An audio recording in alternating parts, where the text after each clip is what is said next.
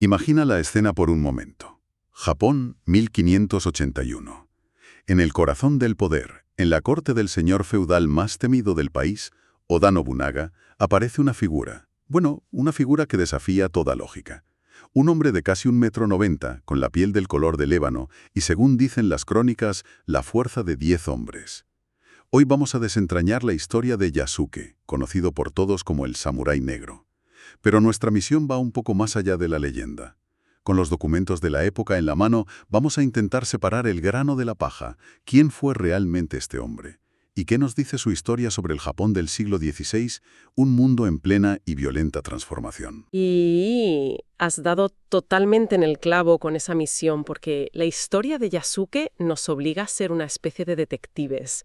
No es solo la biografía de un hombre, es una ventana a un momento fascinante. El primer encuentro real entre Japón, Europa y África. Y el misterio, pues, reside en las fuentes. Tenemos un puñado de crónicas jesuíticas y japonesas, y claro, no siempre cuentan lo mismo. Algunas son testimonios directos, pero otras son copias escritas un siglo después con sus propios adornos. Averiguar qué es probable y qué es leyenda. Ese es el verdadero desafío. Pues empecemos por situarnos. El Japón del siglo XVI. Que no es el Japón sereno que a menudo imaginamos, ¿no? Es el periodo Sengoku, la época de los estados combatientes.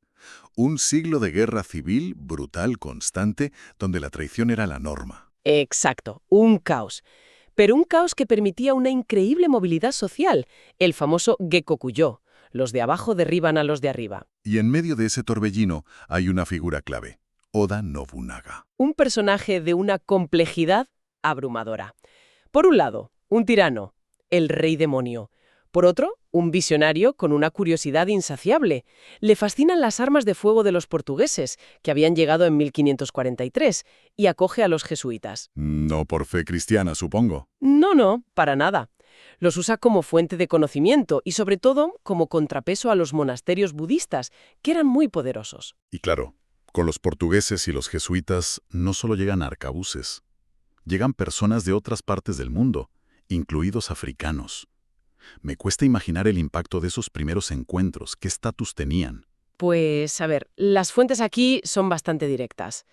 La mayoría llegaban en roles subordinados, a menudo como esclavos o servientes. Los documentos portugueses usan el término cafré. Y lo interesante es cómo se traduce al japonés de la época. Kuroyatsu, que significa sin rodeos, esclavo negro. Ese es el contexto general con el que se encontraría cualquier africano al llegar. Y eso es fundamental para entender la distancia que Yasuke estaba a punto de recorrer. Un punto de partida increíblemente bajo. Sí. Pero en un mundo donde el patrón lo marcaba Nobunaga.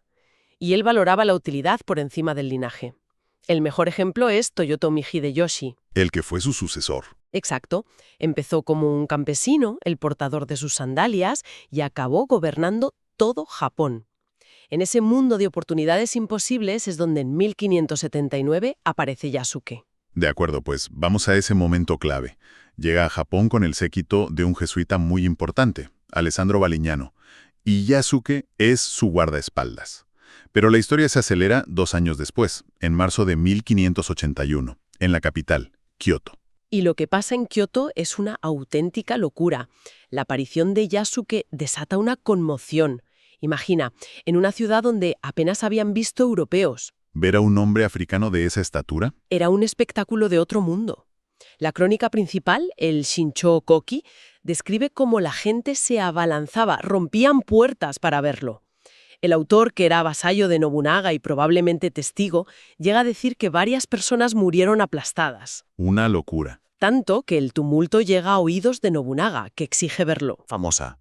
Nobunaga no se cree que el color de su piel sea natural. Piensa que es tinta. Es una escena increíble. Ordena que lo desnuden y que sus hombres lo froten, que lo laven. Cuando ve que la piel sigue igual, su escepticismo se transforma en fascinación absoluta. No solo por el color, no. También por su físico. Claro, el cronista lo describe con una altura de 6 shaku y 2 bu, que son unos 188 centímetros, colosal para la época. Y añade que su fuerza superaba a la de 10 hombres. Es casi como si Nobunaga, que era un coleccionista de objetos raros y exóticos. Hubiera encontrado su posesión más preciada. Totalmente.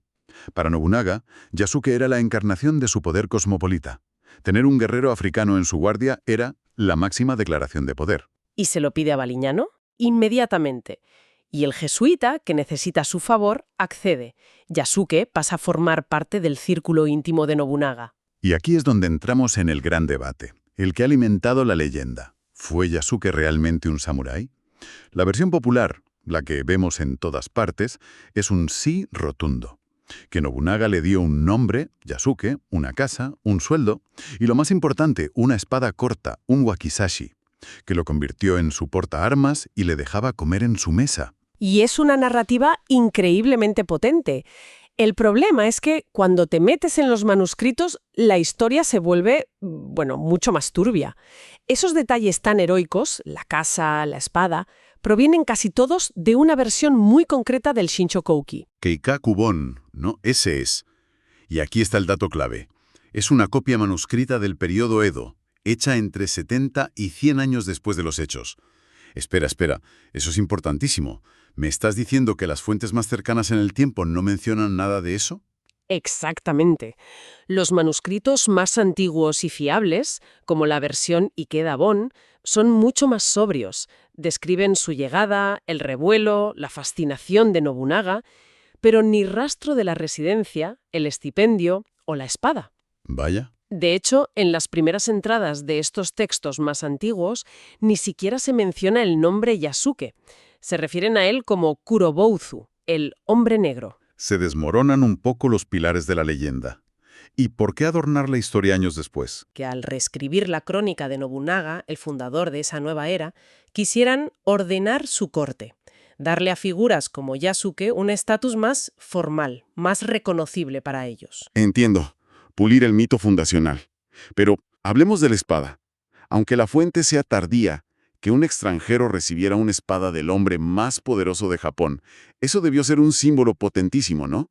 Sin duda, un honor inmenso, y lo convertía en un guerrero a su servicio, eso es indiscutible. La cuestión es si lo convertía en samurái, con todas las letras. Y aquí hay más matices. Primero, en el Sengoku, llevar una espada corta no era exclusivo de los samuráis. La famosa caza de espadas de Hideyoshi, que desarmó a los campesinos, fue años después. Ah, claro. Y segundo, el texto tardío ni siquiera dice wakizashi, usa la palabra sayamaki, que podría ser simplemente una daga decorada, más un regalo que una insignia de rango. Es la diferencia entre ser un guardaespaldas de élite armado por tu jefe y ser nombrado caballero con un título formal. Y creo que había más argumentos en contra de ese estatus, ¿no? Sí, dos muy importantes. El nombre. Nunca le vieron un apellido, algo fundamental para un samurái. Y el nombre Yasuke, Miyasu, con esos caracteres, era muy común para sirvientes o soldados de bajo rango. Como llamarle Paco en vez de darle un título nobiliario. Exacto. Y por último, el golpe definitivo. Su nombre no aparece en ningún registro oficial de los vasallos de Nobunaga. Si hubiera tenido un rango formal, debería estar en esas listas. Entonces, si no era un samurái con todas las letras, ¿dónde lo colocamos? No era un esclavo, pero tampoco un señor. Probablemente era una categoría en sí mismo.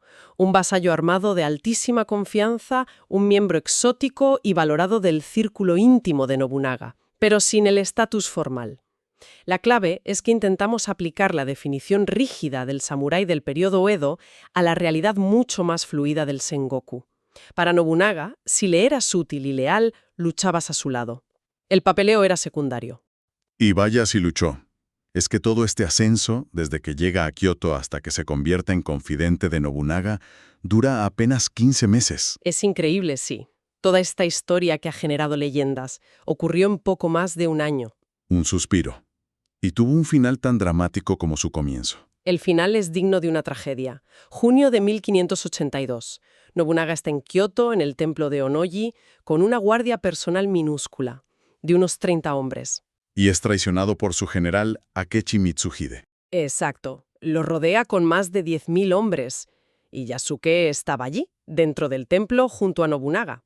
Luchó en esa batalla imposible, y tras la muerte de Nobunaga, que comete seppuku, las crónicas dicen que Yasuke logra escapar y se une al hijo, Oda Nobutada, para seguir luchando. Sí, se une a él para librar una segunda batalla perdida el mismo día.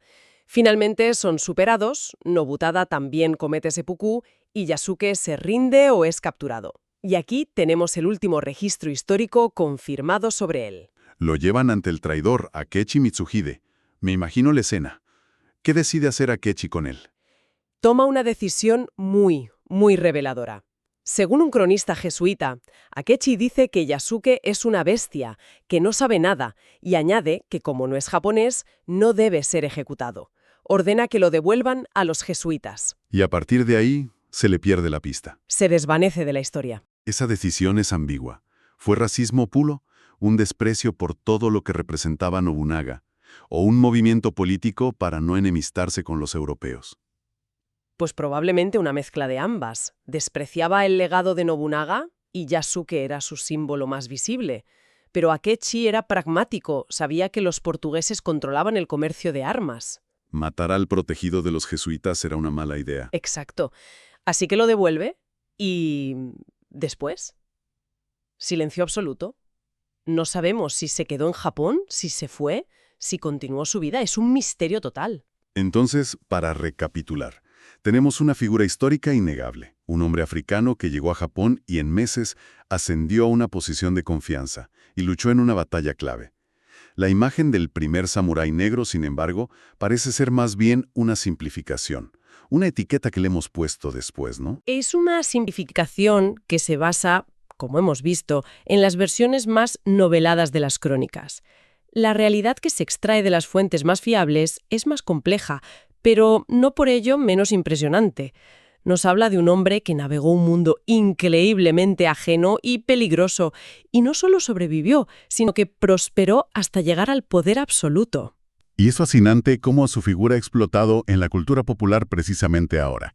Animes, videojuegos, películas, casi siempre abrazando esa versión más heroica. Claro, y si conectamos con esto, se plantea una pregunta muy interesante. ¿Por qué nos atrae tanto hoy la versión más idealizada de Yasuke? ¿Qué dice de nosotros el hecho de que necesitemos ponerle la etiqueta de samurái para validar su historia? Quizás nuestro deseo de encontrar héroes que rompen barreras nos lleva a simplificar el pasado, a encajar una figura única en una categoría que nos resulta familiar y heroica. La pregunta que queda en el aire ¿es más importante la verdad histórica literal con todos sus grises o el poderoso símbolo en el que hemos convertido a Yasuke?